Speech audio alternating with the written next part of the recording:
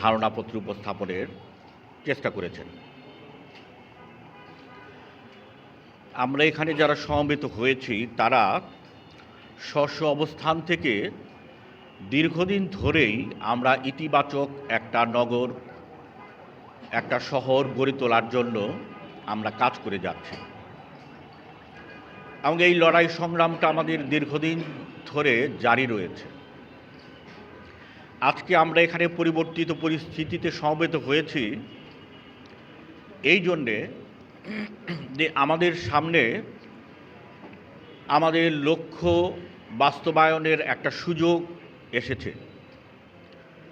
সেই সুযোগটাকে আমরা কাজে লাগাতে পারি কি না বা কীভাবে কাজে লাগাতে পারি, সবাই মিলে আলোচনার মধ্য দিয়ে একটি জায়গায় আমাদের এখানে উপনীত হওয়ার জন্যই আমি মনে করছি যে এই আয়োজনটি। আমাদের নারায়ণগঞ্জ নিয়ে বিভিন্ন প্রচারণা রয়েছে দেশে, দেশের বাইরে, এবং এই প্রচারণাগুলো খুব ইতিবাচক প্রচারণা না। কিন্তু আমরা যারা নারায়ণগঞ্জে আমরা বসবাস করি, আমাদের এই নারায়ণগঞ্জের বাস্তবতা যেটি, নারায়ণগঞ্জের ইতিহাস ঐতিহ্য যেটি রয়েছে, এ বিষয়গুলো না জানার কারণে আমাদের মধ্যে একটা হীনমন্যতা কাজ করে। 1610 সালে মোগল সুবেদার শায়েস্তা খাঁ যখন নাকি ঢাকাকে এই রাজধানী করে জাহাঙ্গীরনগর নাম করে কাজ শুরু করে এই অঞ্চলে, সেই সময়টাকে ঢাকার নগরের ভিত্তিপ্রস্তর হিসাবে ধারণা করা হয় এবং এইটি উল্লেখ করা হয় যে ঢাকার শহরের নগরের বয়স হচ্ছে 400 বছর। কিন্তু আমাদের নারায়ণগঞ্জের বয়স তার চেয়েও কয়েকশো বছর বেশি। আমাদের বিভিন্ন তথ্যপাত্রে যেটি পাওয়া যায় যে নারায়ণগঞ্জ নগরের বয়স ঢাকার চেয়েও কারো কারো মতে 300 বছর আগের, কারো কারো মতে 250 বছর আগের। কিন্তু এই যে কিছু সময় আগে উয়ারি বটেশ্বরের এই প্রত্নতত্ত্ব খননের ফলে আমরা যে বিষয়টি জানি সেটি হচ্ছে আমাদের এই নগরের জনপদ যেটি, এটি 3500 বছর আগের। আমাদের নারায়ণগঞ্জের ইতিহাস নিয়ে একটি গ্রন্থ প্রকাশিত হয়েছে, সেখানে যেটি উল্লেখ করা হয়েছিল যে নারায়ণগঞ্জ শহরের উৎপত্তিটা হচ্ছে ব্রিটিশ শাসনামলে। বিখনলাল পাণ্ডে যখন নারায়ণগঞ্জ নামটা করে তখন। কিন্তু এই তথ্যটি আদৌ সঠিক নয়। আমি এই জন্য বিষয়টি বলছি যে এই তথ্যের উপর ভিত্তি করে অনেকেই দেখছি যে তারা প্রচারণায় প্রচার করছেন যে নারায়ণগঞ্জের বয়স হচ্ছে শহরের 200-250 বছর, এবং সেখানে যে বিষয়টি উল্লেখ করা হয়েছিল যে নারায়ণগঞ্জ শহর বলতে আমরা যে জায়গাটিকে বুঝি সেইটি ছিল এই 200-250 বছর আগে পানির নিচে। কিন্তু আমাদের ইতিহাস সেই কথাটি সমর্থন করে না। আমাদের এই যে মণ্ডলপাড়া যেই মসজিদটি যেটি রয়েছে, যেটিকে মণ্ডলপাড়া মসজিদ বলা হয়ে থাকে, এই মসজিদের প্রতিষ্ঠা হচ্ছে 1482 সালে। শাহী আমলে জালালউদ্দিন ফতেহ শাহ সময়ে এই মসজিদটি নির্মাণ করা হয় এবং এইটি এবং আমাদের বন্দরের শাহী মসজিদ যেটি, এই দুইটি মসজিদ একই সময় নির্মাণ করা হয় 1482 সালে। এবং এই মসজিদটার মধ্যে 9 জন কাতার করে এই সারি করে 3 কাতারে 27 জন নামাজ পড়তে পারতেন। সেই সময়ে জনসংখ্যা কম ছিল। আমরা যেটি দেখি যে 1810 সালের পরিসংখ্যান অনুযায়ী আমাদের নারায়ণগঞ্জের জনসংখ্যা ছিল 8,032, এই 320 জন। সুতরাং সেই সময়ের আরও 200 বছর আগে জনসংখ্যা আরও কম ছিল, যেই জন্য এই যে 27 জনের মসজিদটি এইটি অপ্রতুল ছিল না। পাশাপাশি যেটি একটি জলাশয়ে পানির মধ্যে মসজিদ নির্মিত হতে পারে না, সুতরাং এখানে জনপদ ছিল। আমাদের সামনে যেই ধারণাটা ছিল সেই ধারণাটা সঠিক নয়, যেই জন্যে আমাদের এই যে ঐতিহ্য ইতিহাস আমাদের রয়েছে, আমাদের নারায়ণগঞ্জ সোনারগাঁ ইলিয়াস শাহীর আমলে যখন রাজধানী হয়, একাধারে এইটি 300 বছর রাজধানী ছিল এবং নারায়ণগঞ্জের অধীনে ছিল ময়মনসিংহ, বরিশাল, সিলেট, ফরিদপুর, এই ঢাকা, এই সমস্ত অঞ্চলগুলো।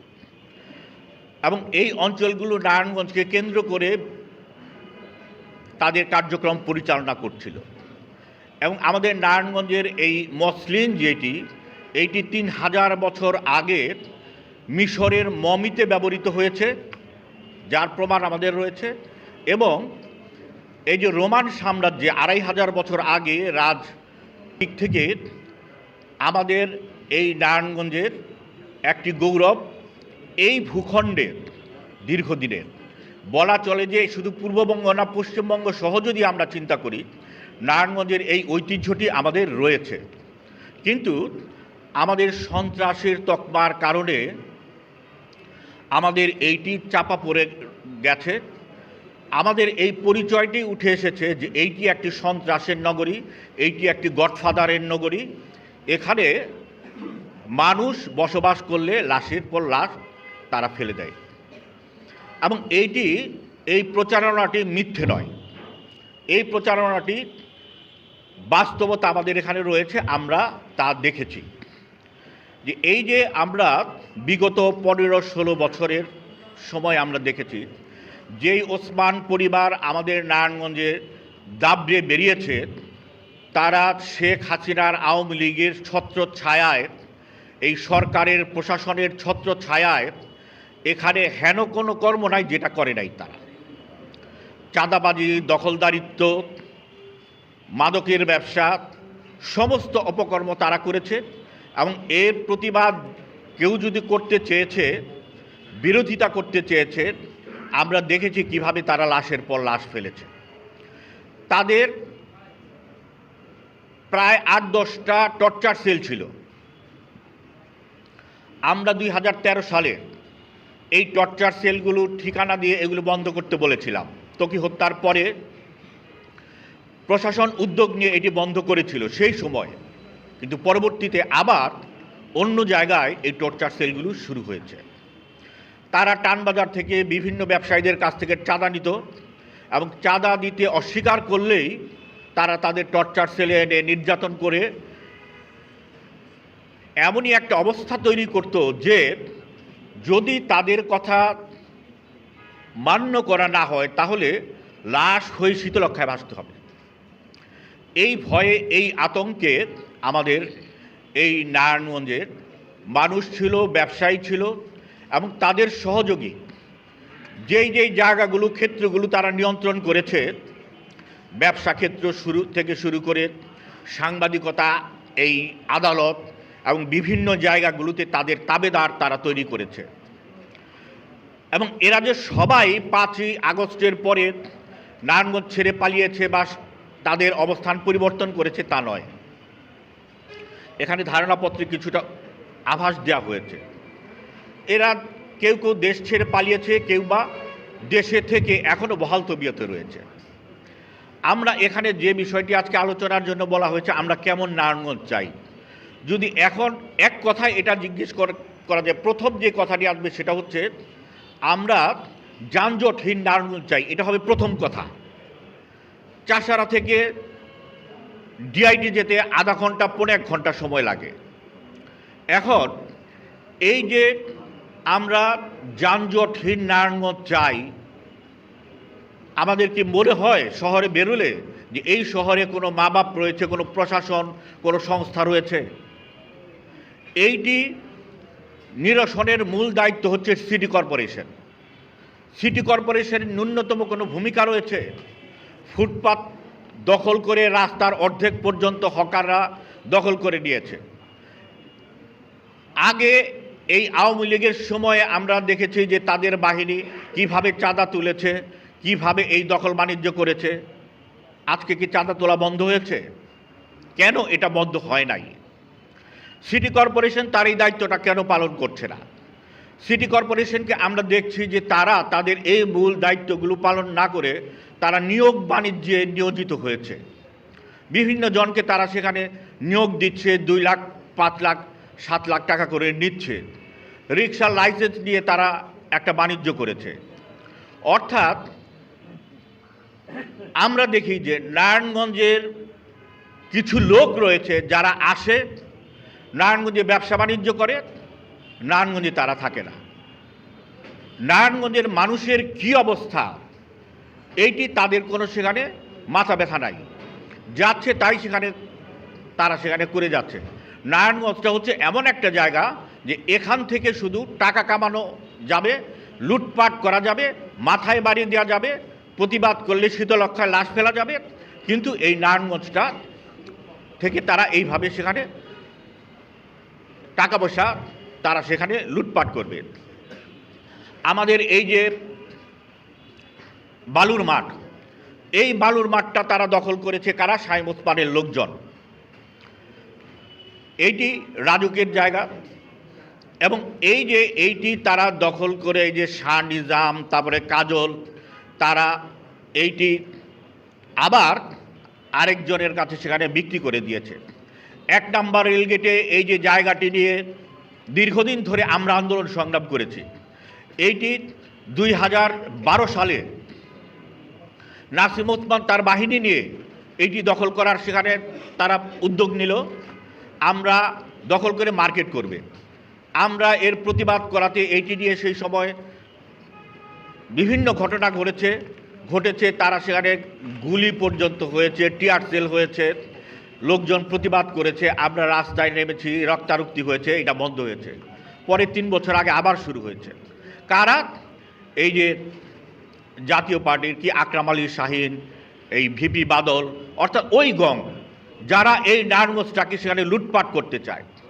এবং এই একই গং তারা বিভিন্ন জায়গায় এই সরকারি জায়গা পেলেই তারা মনে করে এইটি তাদের জায়গায়। এই যে হাই স্কুলের উল্টা দিকে যে মার্কেটটা গড়ে উঠেছে, এটা 96 সালে যখন আওয়ামী লীগ ক্ষমতায় আসে সেই সময়ে এই ভিপি বাদল, নাসিম ওসমান তারা সেখানে করেছে। এবং এই নারায়ণগঞ্জটাকে এমনভাবে তারা দখল করেছে, মাদকের ব্যবসা থেকে শুরু করে হেন কোনো কর্ম নাই যা তারা এখানে করে নাই। এবং এই কাজগুলো প্রশাসন তাদের সাথে মিলেমিশে, পুলিশ তাদের সাথে মিলেমিশে এই দখল বাণিজ্য, এই মাদক বাণিজ্য সব কিছু তারা করে যাচ্ছে। আমরা আজকে তাই সেখানে বলতে চাচ্ছি যে এই যে কেমন নারায়ণগঞ্জ চাই, কেমন নারায়ণগঞ্জ চাওয়ার মধ্যে আমরা শান্তিপূর্ণ একটি নারায়ণগঞ্জ চাই, মানুষের বাস উপযোগী একটি নারায়ণগঞ্জ চাই। মানুষের বাস উপযোগী মানে হচ্ছে নির্বিঘ্নে মানুষ চলতে পারে। এই যে সকাল ভোর হলেই ছিনতাইয়ের কবলে সেখানে পড়ে, এখানে পুলিশ কোনো দায়িত্ব পালন করছে না। ভোরে 6টা বাজে আমাদের ছেলেপেলেরা বাস চড়ে তারা সেখানে ঢাকায় যায়, শিক্ষা প্রতিষ্ঠানে, বিশ্ববিদ্যালয়ে যায়, তাদের কোনো নিরাপত্তা নাই। আমাদের ছেলেপেলেরা তারা সেখানে লাশ পর্যন্ত হচ্ছে এবং এই রকম ঘটনা এখন অহরহ ঘটছে এবং এগুলো নিরসনের কোনো উদ্যোগ নাই। যার ফলে আমরা যে ব্যাপারটি চাচ্ছি যে এই যে আমরা এ থেকে পরিত্রাণের জন্য যার যার যেই ভূমিকা, সেই ভূমিকায় যাতে তারা সেখানে অবতীর্ণ হয়, তারা তাদের কাজগুলো করে, সেইটি আমরা স্মরণ করিয়ে দিতে চাই। এবং আমরা যাতে এই পরিবর্তিত বাস্তবতায় আমরা এই দখল বাণিজ্যে, নিয়োগ বাণিজ্যে, মামলা বাণিজ্যে নিজেরা যাতে জড়িয়ে না যাই, সেই বিষয়টা খেয়াল রাখতে হবে। আমরা দেখি কেউ কেউ নিরপরাধ যারা, তাদেরকেও মামলার সাথে জড়িত করা হচ্ছে। কেন? মামলা বাণিজ্যের জন্য। তাহলে আমরা এই যে স্বৈর শাসনের আমরা অবসান হলো, তাহলে কি আমরা এই নারায়ণগঞ্জটাকে আমাদের নারায়ণগঞ্জ, মানুষের নারায়ণগঞ্জ আমরা করতে পারবো না? একটি সেখানে শাসক গোষ্ঠীর পরে আরেকটি শাসক গোষ্ঠী সেখানে এইভাবে মাফিয়া গোষ্ঠী হয়ে আমাদের সেখানে ঘাড়ে চাপবে?